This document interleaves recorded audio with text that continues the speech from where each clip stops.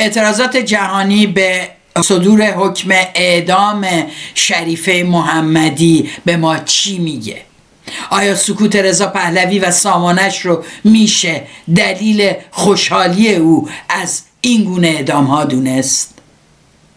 جریان اسکی سواری رضا پهلوی بر فعال شدن مکانیزم ماشه چیست؟ نقش رضا پهلوی در اعمال این تحریم ها کجاست؟ دیسکو بزرگ تهران پارس آیا آغاز یک انقلاب است یا تلاش برای خفه کردن انقلابی که هنوز آنطور که ما انتظار داریم آغاز نشده است؟ پشت پرده این دیسکو چه کسانی هستند و با چه هدفی مجوز چنین دیسکوی عظیمی صادر شده است؟ زینب موسوی کیست و چگونه به هویت ملی ما توهین کرد؟ همدستی جریان سلطنت طلب با دستگاه قضایی جمهوری اسلامی از کجا ناشی میشه؟ این هویت مشترک چیست؟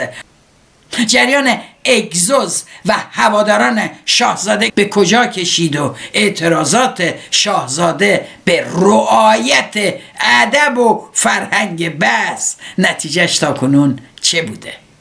شادی امین هستم. به این سوالات و سوالات دیگری در برنامه این هفته پاسخ خواهم داد. برنامه این هفته کمی متفاوت خواهد بود. چندین سوال رو که گاهن ممکنه حس کنید که مرتبط به هم نیستن رو در یک برنامه جا دادم. دلم میخواد که حتما نظرتون رو برام بنویسید که آیا این فرم جدید رو دوست دارید. در این حال اگه کانال رو سابسکرایب نکردید این کار رو بکنید، اون زنگوله کنارش هم بزنید.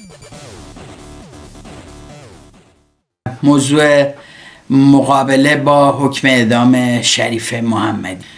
شریفه محمدی فعال کارگری هست و در گیلان زندگی میکرد. فرزندی داره 13 ساله به اسم آیدین. او در 14 آذر 1402 در رشت در هنگام اومدن به خونهشون دستگیر شد و به دلیل فعالیت‌هاش در کمیته هماهنگی برای کمک به ایجاد تشکل‌های کارگری، شریفه 15 سال بعد از اینکه این تشکل اصلا ایجاد شده در ارتباط با این تشکل دستگیر میشه و به زندان میفته. از همون اول حکم اعدام براش میدن و اتهاماتی که بهش زدن به عنوان عضویت در یک سازمان مسلح، همه اینها بارها و بارها رد شده، هم از طرف وکیلشون هم از طرف کسان دیگه، و شریفه محمدی حاضر نشده تحت فشار اعتراف اجباری بکنه در این رابطه تا اتهاماتی که اونا دلشون میخواد بهش بچسبونن رو بچسبونن. اتفاقی که افتاد بلافاصله پس از دستگیری شریفه، حمایت‌های خیلی زیادی از وی صورت گرفت که حمایت‌های بین‌المللی که داشت رو کوتاه اشاره کنم: کنفدراسیون بین‌المللی اتحادیه‌های کارگری، کنفدراسیون بین‌المللی، کنفدراسیون اتحادیه‌های کارگری اسپانیا، کنفدراسیون اتحادیه‌های کارگری سوئد، شبکه نمایندگان کارگری بریتانیا و اتحادیه بریتانیا، اتحاد بین‌المللی در حمایت از کارگران در ایران، سازمان فمینیستی بین‌المللی استرالیا و ایالات متحده آمریکا، همینطور سازمان عفو بین‌الملل، گزارشگر ویژه سازمان ملل در امور مدافعان حقوق بشر، همینطور مایساتو، گزارشگر ویژه سازمان ملل در امور ایران. ایشون دولت ایران نامه داده، ازشون خواسته و نقض‌های پرونده در واقع شریفه رو خواسته که توضیح بدن. همینطور کمیته حقیقت‌یاب سازمان ملل در این حال چهره‌ها و فعالین بسیاری از توماج صالحی گرفته تا وریا غفوری، الناز رکابی و بسیاری دیگر، بیش از 1000 نفر از فعالین در قطعنامه و بیانیه‌ای خواستار رسیدگی به وضعیت شریفه محمدی و لغو حکم اعدام او شدند. در عین حال تشکل‌هایی در داخل کشور مثل اتحادیه آزاد کارگران ایران، سندیکای شرکت واحد اتوبوسرانی تهران و هومه، کانون صنفی معلمان تهران، گروه اتحاد بازنشستگان گیلان، کرمانشاه و خوزستان، انجمن‌های متعدد دانشجویی از دانشگاه تهران، علامه خواجه نصیر، علم و صنعت، علوم پزشکی، سندیکای نیروهای کارگران نیشکر، هفت تپه و خلاصه بسیاری سازمان‌های حقوق بشری و غیره با پرونده شریفه محمدی درگیر بودن و اعتراض کردن به حکم اعدامش. از همه صدا در اومد جز رضا پهلوی. سوالی که برای من پیش میاد سکوت هواداران رضا پهلوی و شخص رضا پهلوی است. ببین چرا؟ چون یه مصاحبه ازش دیدم که فکر کردم که واو 15 سال پیش رضا پهلوی نظرش این بوده. با اون نظر قاعدتا ایشون باید دعوت میکرد، همه رو بیانیه میداد در مقابل این حکم غیر انسانی و مخالفت خودش رو با اعدام نشون میداد. نه، سکوت. اما برگردیم ببینیم قبلا نظرش چی بود، حالا چی شده. یا همون موقع هم بود ما نمیدونستیم، یا الان بدتر از اینه که میگه. این یه مصاحبه است که اصلا باعث آشنایی رضا پهلوی و سعید قاسمی نژاد میشه و سعید قاسمی نژاد موفق میشه رضا پهلوی رو قانع بکنه که شما به ما احتیاج دارین تا تیم مشاورتون بشیم و بتونین جلو ببرین. و آقای پهلوی هم دهنش آب افتاده، بدون هیچ چک امنیتی توصیه میکنه که ما شما رو بیام پاریس میبینم و بعدم میبینه، بعدم اونی میشه که دیدین. این مناظره در برنامه افق صدای آمریکا رخ داده در سال 1389. ببینیم چی میگه. آسونی اهمیت این که در یک کشور و در یک شرایطی ممکنه که جامعه درک بکنه که چقدر مهمه که یه نفری وسط نقش سیاسی نداشته باشه، یک نقش فرامسلکی یا فراحزبی داشته باشه. در راجع به نقش خودش صحبت میکنه، میگه من نقش فرامسلکی و فراحزبی دارم. یعنی مهم نیست شما کجایی هستی، چی کاره هستی، حزب چیه، چه سیاستی داری. من برای همه اونها هستم، موافقم باشن یا مخالفم قاعدتا دیگه، ولی میگه برای هواداران.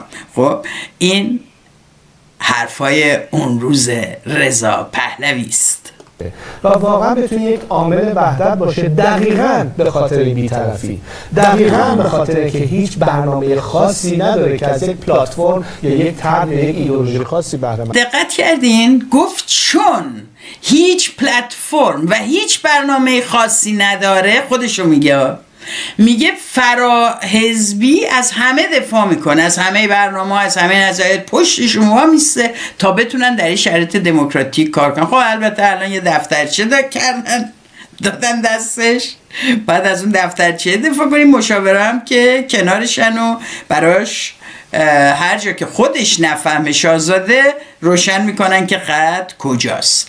و این آدم که تاکنون سکوت کرده در قبال خطر اعدام شریفه محمدی، پخشان عزیزی و واریشه مرادی، این آدم میخواد به عنوان رهبر دوران گذار خیلی فراملی هم مسلکی هم به رسمیت شناخته بشه. ببینیم خودش نقدش به شرایط گزینشی ما چیه. زنان شجاعی مثل فاطمه سپهری، نسرین شاکرمی و ناهید شیرپیشه همچنان با وجود زندان سرکوب به مبارزه خودشون ادامه میدن و البته نام اونها ممکنه ناآشنا باشه برای خیلی که در این تالار حضور دارن. چرا؟ برای اینکه بعضی از سازمان‌های حقوق بشری پیش‌داوری سیاسی و ترجیحات ایدئولوژیک دارن که تصمیم بگیرن چه صداهایی رو منعکس کنن و چه صداهایی رو خاموش کنن. ایشون که نه اصلا، ایشون در همون زمان هر سه این زنان با خطر حکم اعدام روبرو بودن. چرا در اونجا روی صفحه 3 تا تصویر دیگه اضافه نمیشه؟ حالا چی میشد؟ حالا شما خانم سپهری و بقیه دوستانتون رو آوردید، خب این 3 نفرم می آوردید. چرا نمیارید؟ چون شما نه فرامسلکی هستی و نه فراحزبی. شما هم حزب داری هم جناح داری، فقط مسئولیت نمیخوای بپذیری، فقط مسئولیت نمیخواین بپذیری و حاضر نیستین حتی در مقابل اعدام یک هموطنتون بیانیه بدین یا هشتگ بزنین یا بیانیه رو امضا بکنین یا در یک مصاحبه غیر فارسی زبانتون برای اعمال اون فشار حد اکثری که دائم ازش دارین حرف میزنین استفاده بکنین. چی شد؟ مگه این جنایت نیست؟ مگه اعدام احتمالی چنین زنانی جنایت نیست یا نه؟ شما به جورایی خوشحالم میشینین، همونهایی هن که ای شما بیاین سر کار به شما گیر میدن. خب از حالا نباشن، مسئولیتش به قول صدراعظم آلمان که برگشت گفت اسرائیل داره کار کثیفیو میکنه که هیچ کدوم از ما جرأت انجامشو نداشتیم، یعنی حمله به ایران. ایشون هم میگه بذار این کارهای کثیفو جمهوری اسلامی تموم کنه که ما میایم زیاد کاری نداشته باشیم، تو اون 100 روز اول باقی مانده ها رو جارو میکنیم. سر پخشان عزیزی و واریش مرادی اینها بودن که داشتن سند می آوردن که باید اینا رو اعدام کنین، اینا بودن که عکسشون رو میذاشتن و هشدار میدادن مددکار اجتماعیه. در واقع اینا با جمهوری اسلامی هم نظرن در رابطه با این نیروها، این سازمانها، این فعالیتها. این نوع فعالیت وقتی کمی میره سوی مطالبات کارگری برای اینا زیادیه، میره سوی مطالبات اتنیکی برای اینا زیادیه و نگران کننده اینه که رفتارشون و منششون یکیست. اتفاقی که ولی برای شریفه ماده اینه که علیرغم سکوت امثال ایشون، چه خوشش بیاد چه نیاد، تشکلایی که در ایران بیانیه دادن در دفاع از شریفه، تشکل‌هایی هستن که در تمام این سالها اعتصابات و اعتراضات ضد جمهوری اسلامی و با شجاعت و با هزینه‌های بسیار در داخل کشور پیش بردن. ببینید در مقابل چنین سرمایه اجتماعی بیانیه رضا پهلوی چقدر حقیر و بی اهمیته، اما یک نمایش بود از اعتقادش به مخالفت با اعدام و او نشون داد که در این امتحان رفوزه است. و اینها اون جاییست که ما هی میگیم، اون کسانی که میگن کس دیگر رو نداریم، هیچ کسی نیست جز رضا پهلوی، هیچ گزینه دیگه ای نداریم، دارن به تمام این تلاش ها، به تمام این انسان های بزرگ که دارای فکر و ایده و سالها فعالیت هستن دارن توهین میکنن. اینا دائم یک رهبری یک نفری رو که قادر نیست حتی موضع اصولی بگیره در سال 2025 در سال 1404 علیه اعدام یک جمله حرف بزنه، وحشت میکنی. برای همین هستش که دفاع از شریفه محمدی، مقابله با اعدام، همراهی با سه‌شنبه‌های نه به اعدام که بسیاری از طیف راست و فاشیست علیهش تبلیغ کردن، اقداماتی که در 10 زندان در ایران داره هر سه‌شنبه این اعتراضات صورت میگیره، مبارزه‌ای که علیه اعدام در بطن جامعه جاری کردن، نتیجهش اینه که مثلا در مورد شریفه ما شاهد یک اتفاق متفاوت هستیم با آنچه که تا امروز شاهدش بودیم. تا حالا این بوده که اگر با حکم اعدام کسی مخالف بودن نامه می نوشتن، اطلاعیه امضا می کردن، ویدیو می دادن، در اینستا و فضاهای اجتماعیشون پست می زاشتن و غیره. در مورد البته تنها در کردستان بوده که اعتراضات خیابونی هم در این سالها بوده، ولی این برای اولین بار هست که در مورد مقابله با حکم اعدام شریفه محمدی که فعال کارگری هست این رشت هست.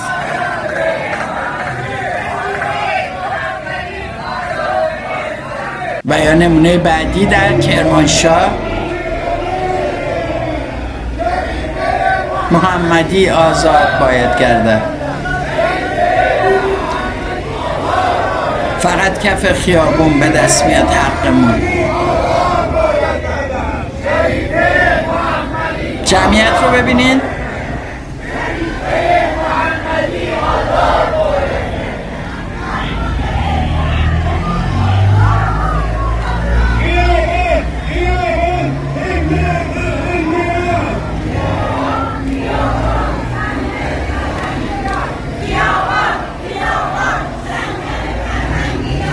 خیابان سرنگر فرهنگیان و برای آزادی شریفه محمدی. این اولین بار هست که ما شاهدیم که با اومدن به خیابون، با برگزاری تظاهرات علیه حکم اعدام کسی، جامعه اعتراضش رو نشون میده.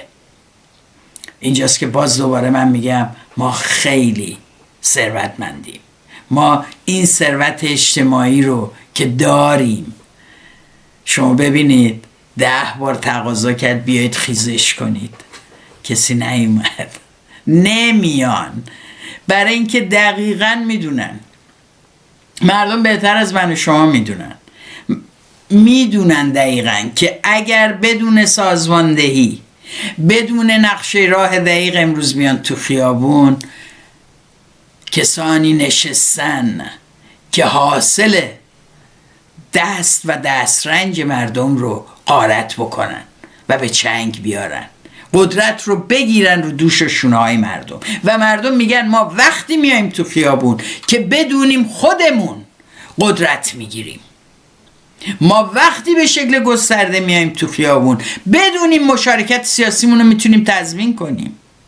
ما نمیایم تو خیابون که شما بگیرید. ما به دستور شما و بزرگترتون آقای نتانیاهو به خیابون نیومدیم. دیروز و امروزهای ما پر از تجربه مبارزه خیابونی است، رو در رو با دستگاه امنیتی و نظامی رژیم جمهوری اسلامی. هر بار اومدیم میدونستیم برای چی داریم میایم، هر بار اومدیم رژیم رو به عقب نشینی واداشتیم.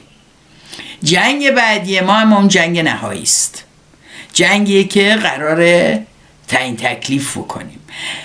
اگر هم قرار نباشه تعیین تکلیف بکنیم، از اون جایی که شما با مورد سوء استفاده قرار میدین هر بیرون اومدن ما که میتونه منجر به شکست بشه و هزینه‌ای که میدیم میتونه منجر به این بشه که شما با کمک یک ارتش خارجی، به قول خودتون 10 بارم گفتین ما خیلی استقبال میکنیم و غیره، بیاین و قدرت بگیرید. به نظرم 2 سال زندان شریفه محمدی محصولی داده که همین مبارزه خیابانی علیه اعدام هست که بسیار دستاورد بزرگی است. من امیدوارم شریفه محمدی بتونه از این حکم اعدام خلاص بشه، از سایه این حکم روی سرش خلاص بشه و زندانیان دیگری هم که حکم اعدام دارن بتونن از این حکم خلاص بشن و این اعدام ها پایان پیدا بکنه و جمهوری اسلامی حتی تحت فشار بین المللی مجبور بشه از این قضیه دست برداره. اما این نوع مبارزه علیه اعدام باید گسترش پیدا کنه. این نوع مبارزه‌ای که بیان تو خیابون دور هم خیلی عادی در پیاده روها رو اشغال کردن و میگن شریفه محمدی آزاد باید گردد، معلم زندانی آزاد باید گردد، فرهنگی مبارز آزاد باید گردد، کارگر زندانی آزاد باید گردد. و به این ترتیب قدم بسیار مهمی برای نهادینه کردن دموکراسی در بین جامعه انجام میدن. بیش باد.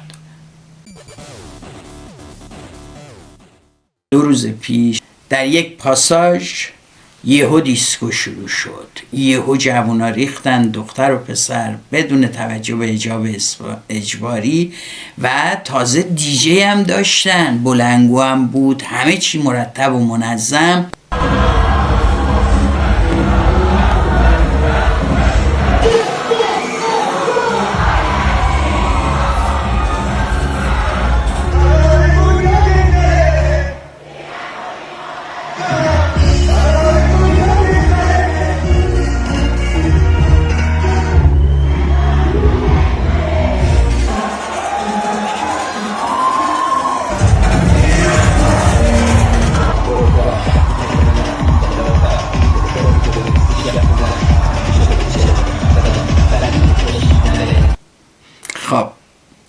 خب میبینین که خیلی پرشور و از خواننده های مختلف صداشون اونجا پخش میشه، همه میزنن میرقصن.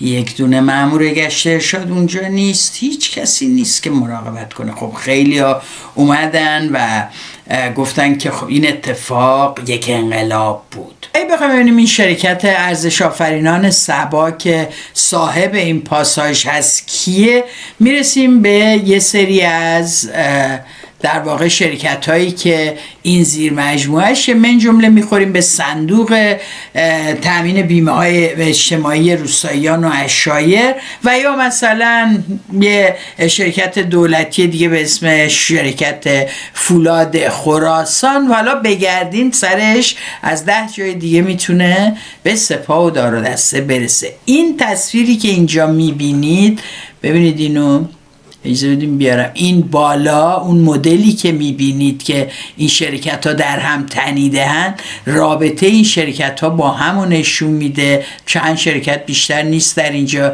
ولی از اون اولیگارشی که حرف میزنیم در واقع صاحبان این بخش ها حرف میزنیم. بخشی از دولت هن، نه بخشی از دولت هن، اینجوری بگیم روشن‌تر میکنه قضیه رو.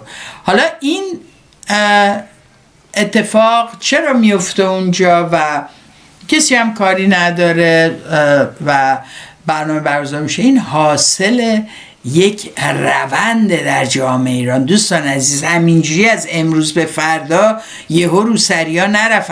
هر اتفاقی که میفته حاصل یک روند هستش که اتفاق رو یا اون پدیده رو به جایی میرسونه که تغییر درش رخ میده.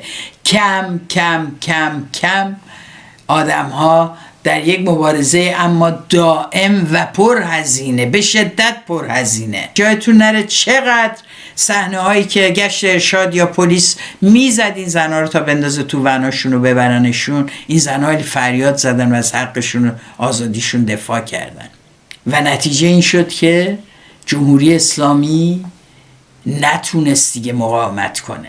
با دستگیری 1 نفر و 2 نفر و 3 نفر میتونست، اما شدید صدها و هزاران. این جریان مجوز چنین برنامه‌ای رو داشته، آمادگیش انجام شده، در واقع یک عقب نشینی است برای اینکه کنترل اقدامات اجتماعی، در واقع جلوی انفجار اجتماعی رو بگیره و بذاره کنترل شده زیر نظر خودش این اتفاقا بیفته که هر وقت هم خواست بتونه جلوش رو بگیره.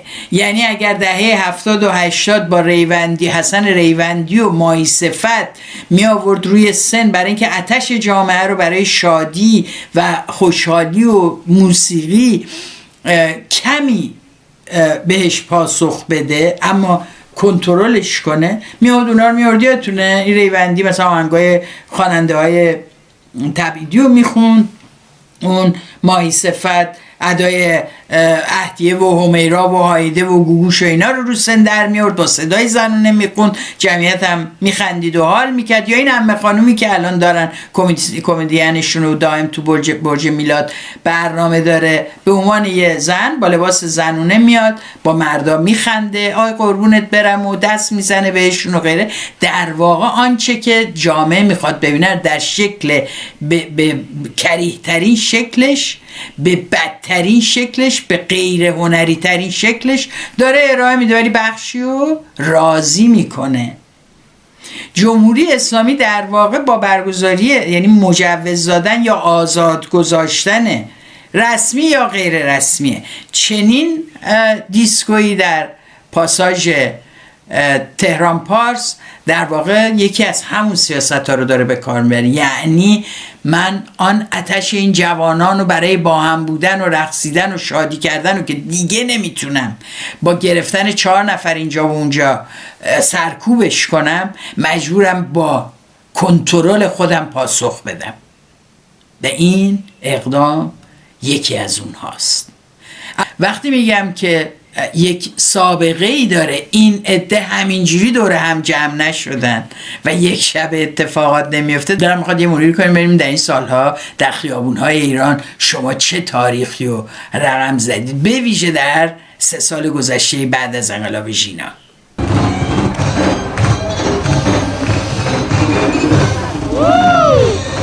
اینا صحنه‌های زیباییه که هر روز شما با شجاعتتون تو خیابونای ایران رقم میزنید.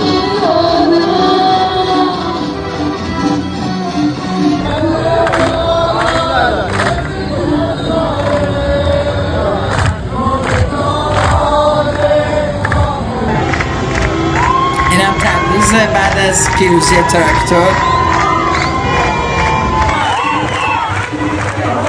اینم رشته بازار رشت، دخترهای دبیرستانی.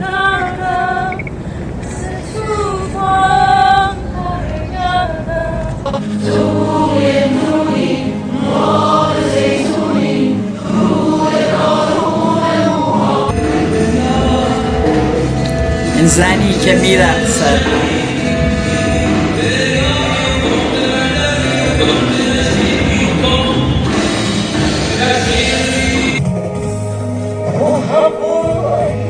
و صداها و هنرهایی که هیچ وقت به هیچ صحنه‌ای در جهان راه نیافت.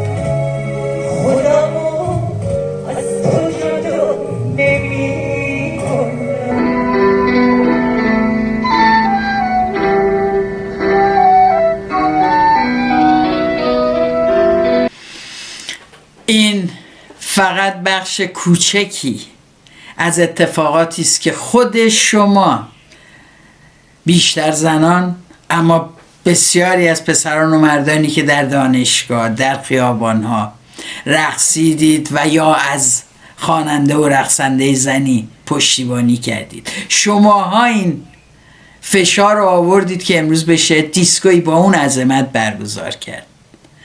یا یادی کنیم از یکی دیگه از کسایی که تو این سالها خیلی زحمت کشید برای اینکه حضور زنان رو با آن جوری که دلشون میخواد، با اون پوششی که دلشون میخواد و توی جامعه عادی سازی بکنه. یکی از اونا زارا اسماعیلیه که وقتی دستگیر شد حدود 1 سال خورده پیش، متاسفانه مدتها ازش هیچ خبری نبود. امروز هم هنوز خبر تازه از وی در اینترنت در دست نیست و او در خیابان‌ها، در جلوی مترو و غیره میخوند. بچه اکباتان بود، همونجا دم ورودی ساختمان‌های اکباتان میشست گاهی و میخوند. صدای اون رو با هم بشنویم.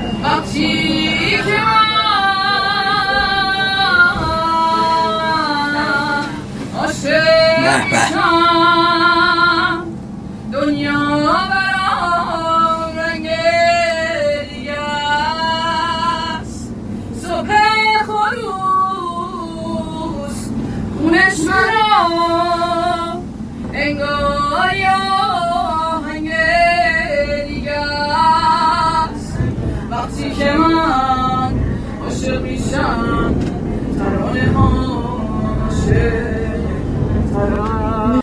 خب اما زارا اسماعیلی و دیگران و ده ها و صدها زنی که خوندند، رفتن در برنامه‌های گوناگون، یواشکی با پذیرش خطر، با پرداخت جریمه و غیره خوندن و دل و به دریا زدن و نذاشتن صدای زنا تو این سرزمین خاموش بشه. یک نقطه اوجی هم داشت. این نقطه اوج کسی نیست جز پرستو احمدی و کنسرت کاروانسراش که در مقابل جمعیتی که وجود نداشت خوند. و امروز هر کدوم از ما که به این کنسرت نگاه میکنیم احساس میکنیم همه مهمونای افتخاری این کنسرت هستیم و این کنسرت چقدر زیبا، ابهت اعتراض زنیو که آواز میخواد بخونه، صداش و لباسش و بدنش و اونجوری که دلش میخواد به نمایش بگذاره. این پرستو احمدی بود که در روزهایی که شاید از خیلی جنبه ها فضای سیاسی ناامید کننده بود، امید تازه‌ای رو در دلها زنده کرد.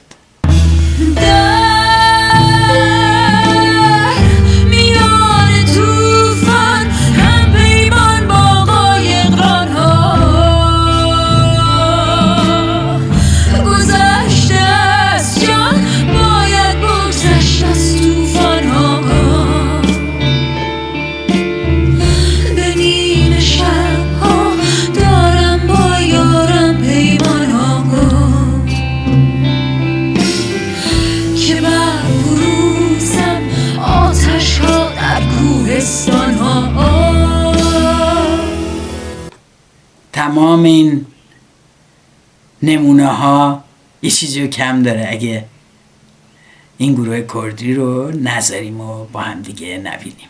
گروه کردی زنان خیال.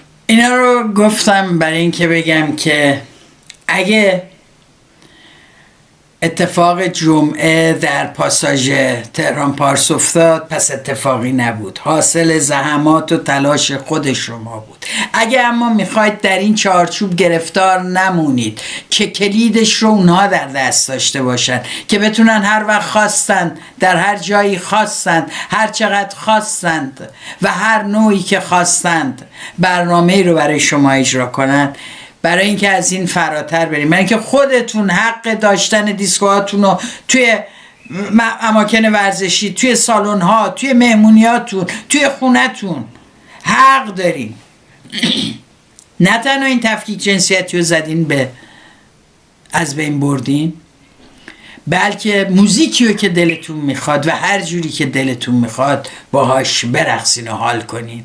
اگه میخواین حق آزادی بیانتون رو داشته باشین، اون لباسی که دلتون میخواد رو بپوشین، هیچ چاره جز انقلاب نداریم.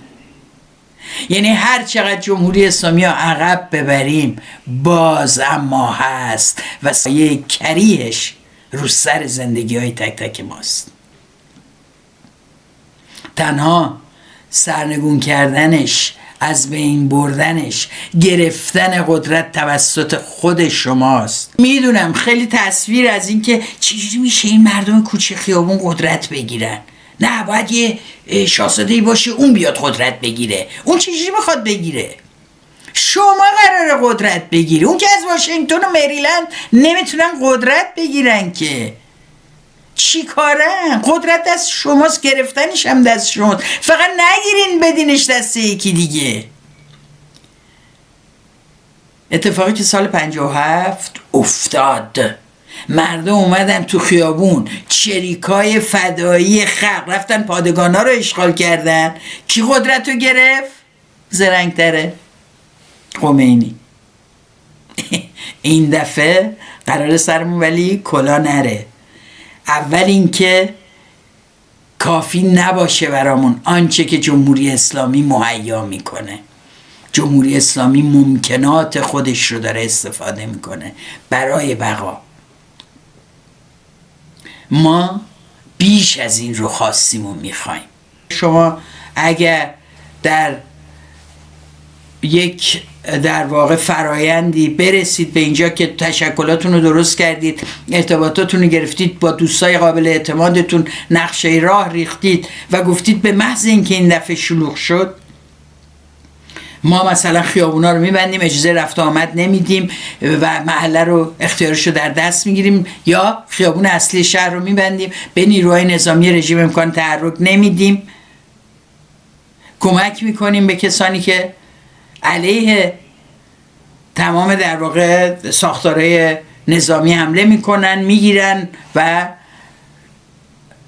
خنثی میکنن تمام مراکز دولتی. خب این انقلاب اینه دیگه.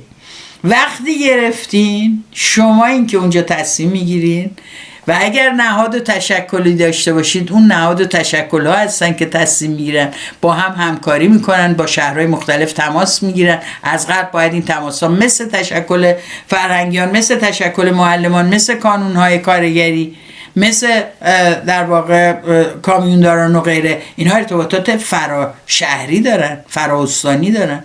خب اینا رو باید تقویت کرد، با هم در ارتباط بمونن که به موقع بتونن اقدام بکنن. درسته؟ پس هر کدوم از شمایی که امروز فکر میکنین آرزو دارین که بتونین این زندگی رو که دلتون میخواد بهش برسین، آزادی که دلتون میخواد رو به دست بیارین، باید از امروز قدم بردارین برای تشکل خودتون، برای اینکه با چند نفر دیگر که هم نظر شما هن نزدیک تصمیم بگیرید و نقشه راه بریزید، برای اینکه بتونید هر جایی خواستید، هر جوری خواستید، موزیکی که میخواید و دیسکویی که میخواید رو برگزار بکنید. جمهوری اسلامی به شدت عقب نشسته، اما همچنان حضور داره، همچنان داره اعمال میکنه سیاست‌های خودش. این وضعیت امروز ماست. قطعا فردا متفاوت خواهد بود اگر که بخوایم و اگر که همین مبارزه رو با همین هوشیاری شدت بدیم و گسترش بدیم. اتفاق دیگه‌ای که هفته گذشته تو فضای مجازی افتاد، اتفاقی است که در مورد زینب موسوی افتاد و اینکه آی به شاهنامه توهین کرده و البته موج انقدر وسیع بود که جمهوری اسلامی هم باهاش اومد.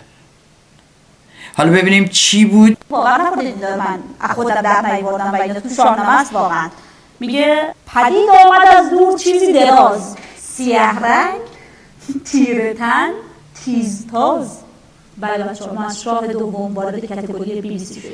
من کاملا شاک شدم. اجازه بدید ادامه‌اش رو بخونم. میگه دو چشم از بر سر چو دو چشم خون ز دود دهانش جهان که آها نه اوکی مار داره میگه، داره در مورد مار صحبت میکنه. یه مار بنده خدایی داشته اونجا چون میگه دو تا چشم داره به جای یه دونه سوراخ. واقعا حالم به هم میخوره از این دهن لقیای فردوسی.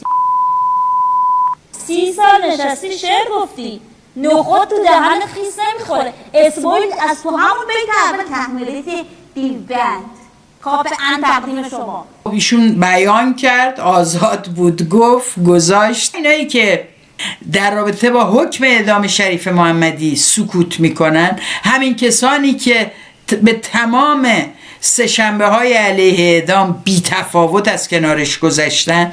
این همه اتفاق درون جامعه ایران افتاده، اعتراضات خیابانی معلمان، فرهنگیان، بازنشستگان بی تفاوت از کنارش میگذرن، چون جاوید شاه اونجا گفته نمیشه که مرگ بر دیکتاتور، آزادی آزادی گفته میشه، بر همین از کنارش میگذرن. اما زینب موسوی، یک کمدین متولد قم، میاد و به فردوسی به زعم اینها بی‌احترامی میکنه. نتیجه ببینیم چیه. عید بهمنشون خیلی آشکار در واقع فراخوان حمله میده. واژه‌ای هم که استفاده میکنه این بزرگوار و کراواتی بسیجی اسبق یا سپاهی سابق، میگه لودگی سخیف آن. من معذرت میخوام، باید این واژه‌ها رو استفاده کنم واقعا. البته ایشون قبلا راجع به ما همین واژه‌ها رو استفاده کرده بود. فکر نکنید فقط غیرتش به فردوسی ها. مثلا اگه شما حرفی بزنی خدایی نکرده اینا خوششون نیاد، واژه پتیاره اولین چیزیه که به فکرشون میرسه، بقیهش بعدم میاد. وحید بهمن میگه که هر اعتراضی که به تهدید جانی و برخورد فیزیکی منجر نشه آزاده. آقای وحید بهمن میتونین به این هوادارا سامانه بگین تجاوزم آزاده؟ تهدید به تجاوز چی؟ فحاشی جنسیتی چی؟ کسی را به دلیل تعلق اتنیکیش مورد فحاشی قرار دادن چی؟ میبینید؟ شما اصلا مشکلتون اتفاقا آزادی بیانه. یعنی اگه قضیه شالی عبدو رو یادتونه، یه دونه کاریکاتور محمد زدن، این اسلامگراها ریختن، اول تظاهرات کردن توی پاکستان، تو همه جا جمهوری اسلامی بسیج کرد، اینا عکسای روزنامه شالی عبدو رو پاره میکردن و خیلی غیرتی شده بودن. البته اونا هم که آسیب بدنی نمیرسوندن، فقط تظاهرات میکردن و دائم دهنشون کف میکرد و فحش میدادن به شالی عبدو، بی احترامی به پیغمبر رو محکوم میکردن، میگفتن اعتراض به این بی احترامی حق ماست. اونا داشتن زمینه رو آماده میکردن تا اون عده‌ای که دارن به لحاظ عملیاتی خودشون رو آماده میکنن کارشون رو راحت انجام بدن و بعد حمله کنن و روزنامه‌نگارانی رو در قلب پاریس به رگبار ببندن، برای اینکه بهشون برخورده بود دیگه. شما وقتی بهت بر میخوره از یه نقد حق داری عصبانی شی، هر نقدی باشه حق داری عصبانی شی. ولی فقط وحید بهمنشون نیست اینو میگه. ببینید مثلا دیگرانشون چی میگن. این بقیه شونه. فوشایی که میدن و دارن علیه زینب موسوی میدن ضمن استفاده از عکسایی که او را کریه جلوه بدن، چون وحید بهمن گفت تا وقتی که فیزیکی نباشه، یعنی تا گیر نیوردین زینبو، در فضای مجازی هرچی میخواین بگین. مثلا بهش میتونین بگین حرومی عرب زاده، یا مثلا میتونین تهدید به تجاوز کنین، میتونین مادرش رو بگین فلان میکنین. اینا آزاده. وحید بهمن گفت آزاده دیگه. حالا قور بزنین بگین نه این شیوه درست نیست، فرهنگ ما باید فرهنگ بحث و گفتمان سازی و نه، این چیزای چپ، واقعا چپ هرگز نفهمید. فقط با این فوشا میشه جلو برد بحثو. چیه؟ میشینین بزنین رو ادای روشن فکری در میارین، هی بحث میکنین، استدلال میکنین. بزنین بره. وحید بهمن تازه گفت بهمون، گفت میتونین بهشون توی اون تصویر رو میبینین موز حواله بدین، ببینید چیا نوشتن. اینا آدم های واقعی هوادار سامانه شونن ها، برای اینا پرچم میگیرن تو خیابونا ها. اگه اما باور نمیکنین جلوتر بریم، بعد سریم به میترا جشنیشون بزنیم. البته ایشون همون کسی هستن که امیرحسین اعتمادی از فرشگرد به اتهام اطلاعاتی بودن اخراجش کرد. این نوشته میترا جشنی است که البته یه جملهش رو واقعا من خوندم عقلم قد نداد شاید شما بفهمید. اون جمله‌ای که میگه این کردار بخشی است از برنامه اندیشه زده. معمولا یه چیزی رو میگن زده در واقع چیز منفیه. خب و این اندیشه زده یعنی اندیشه بزنیم به یه چیزی بده. برای میترا جشنی اندیشه زده، اندیشه نکنید که با سامانه جور در نمیاد. ایشون هم میاد میگه که خلاصه پرونده سازی میکنه حتی برای زینب موسوی و به تفکر او را که شاهنامه رو نقد کرده یا فردوسی رو با شوخی کرده رو به چپ و حزب توده ربط میده و خلاصه اینا ایرانگرایی رو دارن به ریشخند میگیرن. البته اینا نتیجه میده ها، یعنی جمهوری اسلامی هم در واقع زینب موسوی رو میخواد و بهش اتهام میزنه، اتهام توهین به عفت عمومی. خب یعنی مجری تلویزیون اومد، همشون اومدن و علیشون مثل خانم جشنی و بقیه حمله کردن. ولی دلم میخواد اینجا بگم که این حملات خب برای ماها حمله جدیدی نیست. این سامانه در تمام این سالهایی که تونسته تو فضای مجازی خودش رو سامان بده و یک سامانه مجازی قوی درست کنه، در اونجا هرچه در خیابانهای ایران لنگ میمونن در اونجا قوی ترن. اینها آغاز اتفاقاتی است که چنانچه اینا دستشون به قدرت برسه در خیابانهای ایران شاهدش خواهیم بود. صفحه زینب موسوی اگر اینها حق تصمیم گیری داشتن باید روز اول میخوابید. همین تصمیمو جمهوری اسلامی گرفت و خوابون. و در این دو توییت اون نشون میده که میگه دفعه آخری که رفتم دادسرا برای پرداخت اجرای احکام گفتم خدایا دیگه من نیار اینجا، ولی حالا فردا دوباره باید برم. خب و انقدر گفتن این حکومتیه و پروژه است و غیره، خودش اومده میگه تو رو خدا یکی برای من توضیح بده چرا من پروژه ایم. اینا هر کیو که افسارش دست خودشون نباشه میگن پروژه ای. همه چی پروژه است جز مهدی نصیری. نه ببخشید اون پروژه نیست. نه همه اون کسان دیگه و چیزهای دیگه‌ای که اینا به اسم خودشون مطرح میکنن پروژه نیست. اما حرف زدن یه نفر که سالهاست داره کار کمدی میکنه، خوب یا بد، من بتونم باش بخندم یا نه، با مواضع سیاسیش نزدیک باشم یا نه، او را فمینیست بدانم یا نه، هوموفوب باشد یا نباشد، اینا اصلا معیار من نیست.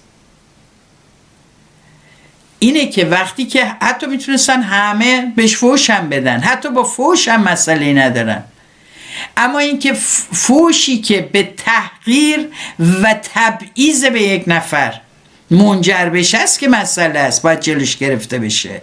یعنی اگر کسی مثلا یک چشم ندارد شما بهش بگی کور، داری شما بهش توهین میکنی، یا کسی همجنسگراست حتی به عنوان فوش استفاده بکنی.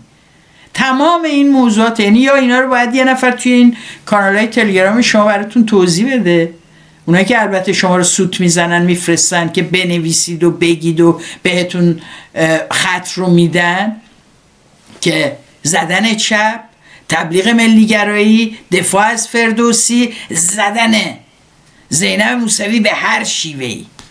خب اینا رو در مورد بقیه هم گفتین و ما تجربهش رو داریم. شما ترسناکین. شما وقتی حمله جمعی میکنید و عربده میکشید و ویدیوها و مجریاتون شروع میکنن تولید کردن. البته آقای پهلوی خودش فعلا در استراحت پس از مونیخ به سر میبره. یاسی جون گفتن ایشون فعلا قهر کرده و وضعیتش همچنان نامشخصه تا ببینیم اتفاقی میفته که ایشون بیاد و حرفی بزنه. یه چند تا تیکه هم اومده، هنو ویدیو نده چون هنو معلوم نیست که حمله بشه که ایشون بخواد دعوت به خیزش بکنه. حتی یارو رو بگیرنم بره زندان باز میگن پروژه است. وقتی کشته نشه برای اینا آدم پروژه است. حتی کشته هایی که به خودشون قطعی تعلق نداشته باشه اینا پروژه میدونن. اینه دولت ملیشون. و برای همینه که فکر میکنم که باید بریم سراغ کسی که سالها اتفاقا هزینه داده به دلیل آنچه که جمهوری اسلامی سرش آورده. یعنی سلمان رشدی. ببینیم او در مورد آزادی بیان چی میگه. And now the moment somebody says, yes, I believe in free speech, but I stop listening. میگه که همون لحظه ای که یک نفر میگه که من موافق آزادی بیان هستم اما من دیگه گوش نمیدم.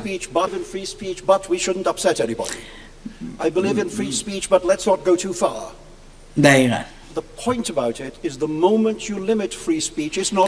از لحظه ای که شما آزادی بیان رو محدود میکنید دیگه آزادی بیان نیست.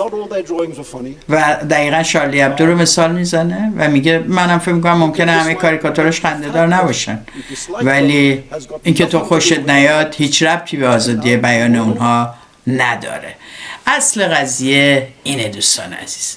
سامانه‌ای که از بالا تا پایینش هنوز اینو نفهمیده چه آزادی بیانی رو میخواد تو ایران اعمال بکنه، چی رو میخوان به ارمغان بیارن. میگم که این صحنه ها برای عده‌ای ممکنه آزاردهنده باشه و نگاه نکنید اگه میخواید.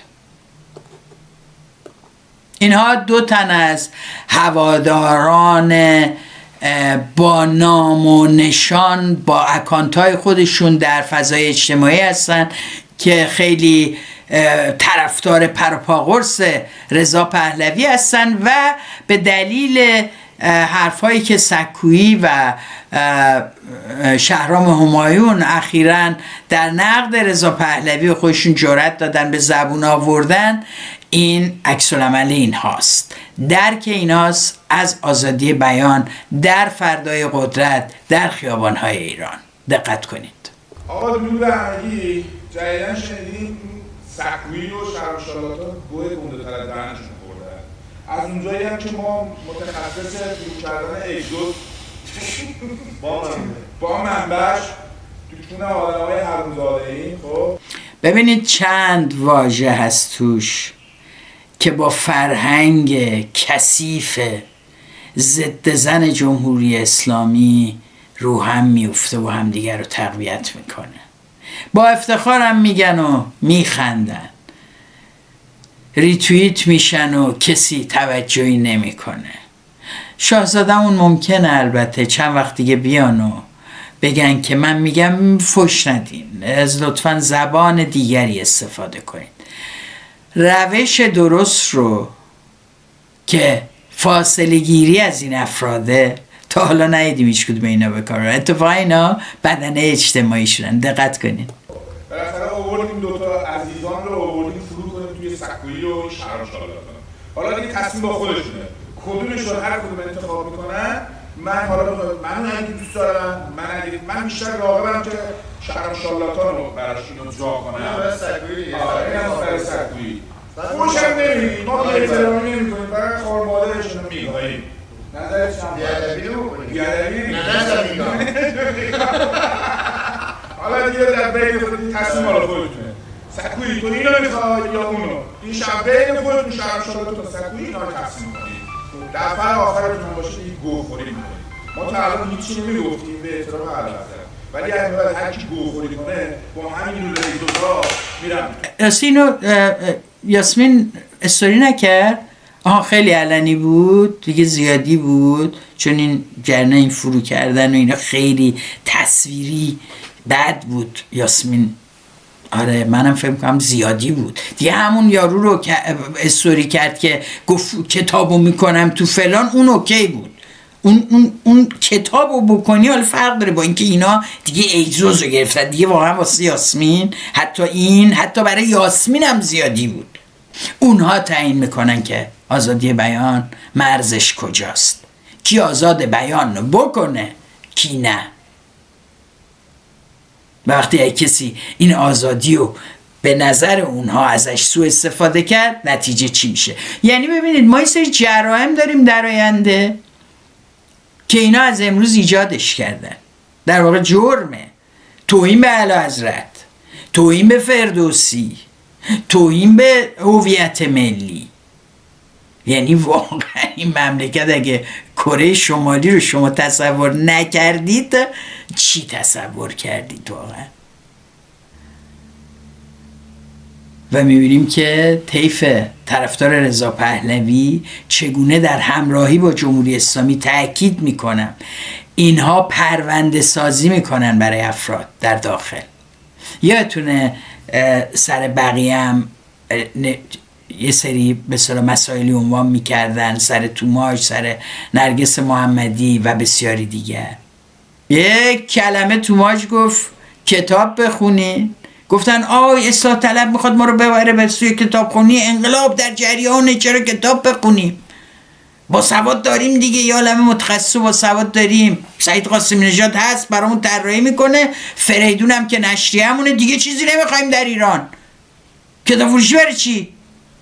اعلیحضرت یه کتاب نوشته، باباشم یه دونه، اون دوتا رو میذاریم خودمون میفروشیم هر وقت لازم باشه. آزادی بیانی که اینا میفهمن واقعا در همین حده. البته ترجمه کتابای آتی نتانیاهو. اینا امروز چون دستشون نمیرسه پرونده سازی میکنن، فحاشی میکنن، تضعیف میکنن، آدمها رو تنها میکنن تا جمهوری اسلامی بتونه کار رو به اتمام برسونه. دستگیری، شکنجه و یا محدود کردن حق بیان افراد. در این حال وقتی میگم که همگون هستن با دستگاه سرکوب جمهوری اسلامی، اونجایی است که زینب موسوی دقیقاً به اتهام جریحه دار کردن عفت عمومی به دادسرا فرا خوانده میشه. اتهام همانی است که جریان طرفدار سلطنت به او زد. فقط دستگاه دم و دستگاهی نداشت که فرا بخونتش و مجازاتش کنن.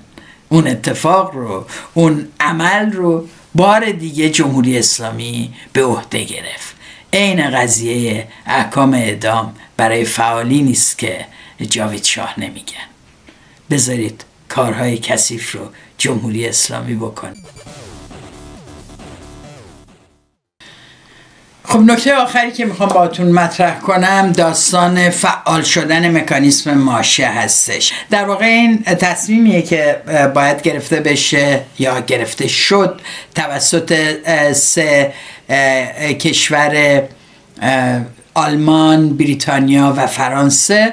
این 3 کشور در روز پنجشنبه 6 شهریور اگه اشتباه نکنم تصمیم قطعی گرفتن برای اینکه مکانیسم ماشه رو فعال بکنن، به این معنی که تمام تحریم‌های مرتبط با پروسه برجام که مجدداً ظرف 30 روز امکان بازگشت داشته باشه، یعنی اون تحریم ها اعمال بشه دوباره. البته این سه کشور روز 6 شهریور نامه‌ای دادن به شورای امنیت سازمان ملل و این تصمیمشون رو ابراز کردن و البته گفتن که در این 30 روز هم مذاکرات رو و دیپلماسی رو ادامه خواهند داد. اینکه پس از این 30 روز چه اتفاقاتی بیفته و بازگشت این تحریم ها که تحریم های سختی رو به جمهوری اسلامی تحمیل خواهد کرد چه نتیجه‌ای داره باید بمونیم منتظر.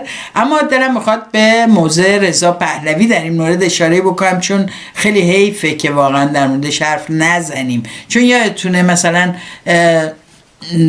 عید یهو میاد میگه که عید امسال 7 سین بچینین و نشون بدین که معترضین، 13 به در برین تو خیابونا سبزه گره بزنین نشون بدین ملیگرا هستین و هوادار منین، یا سرود ایران بخونین تا نشون بدین که ملیگرا هستید و غیره. هر کاری خلاص مردم میکنن یا فرداش یا همون روز این بنده خدا یه اطلاعیه میده و میگه اون کارو بکنین. یعنی کارهایی هم که مردم 100 ساله میکنن. چهارشنبه‌سوری هر سال میرن تو خیابونا، این میاد میگه چهارشنبه‌سوری برین به عنوان اعتراض تو خیابون. چهارشنبه‌سوری نبوده، ایونه کی نمیدونه.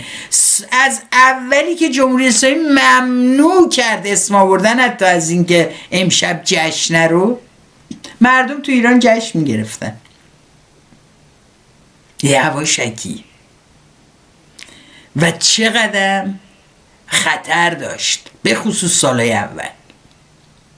خب این اومده جلو، مردم 13 به در میگیرن، جشن میگیرن، همه کار میکنن، هی میاد میگه بکن. اما این مکانیسم ماشه جالبیش این بود که دیگه خب بر مردم ایران حرف نمیزد که بگه که برین مثلا 13 به در تو خیابونا مردتم برن. این دفعه داشت برای آلمان و انگلیس و فرانسه بیانیه میداد بعد از کاری که انجام شده. چرا اینو میگم؟ چون ایشون خیلی میخواد در سطح بلند تو دوران استراحت یا استعفا یا هر چیزی بود و برای همینم شاید حواسش نبوده، نمیدونیم، واقعا نمیدونیم. سخنگوی وزارت خارجه ایران این خبریه که ازش منتشر شده روز 4،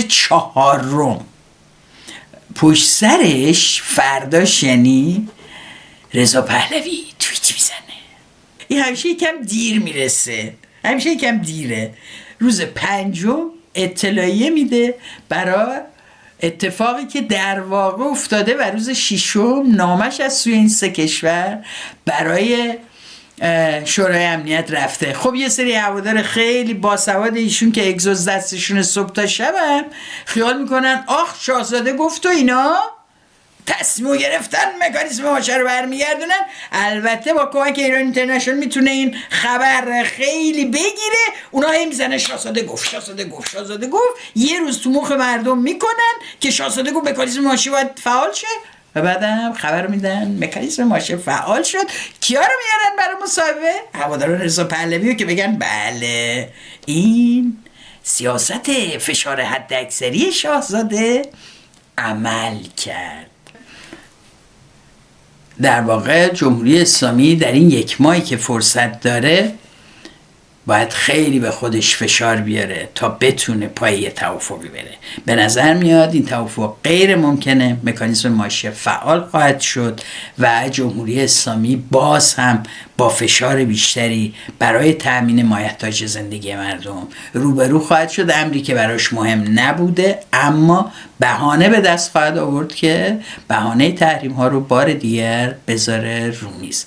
باید حواسمون باشه در مقابل این گفتمان سازیه، باید فعال باشیم، حواسمون باشه و اینکه مردم بدونن که اصل جمهوری اسلامی است که باعث این فجایع هست و میبایستی جلوش گرفته بشه.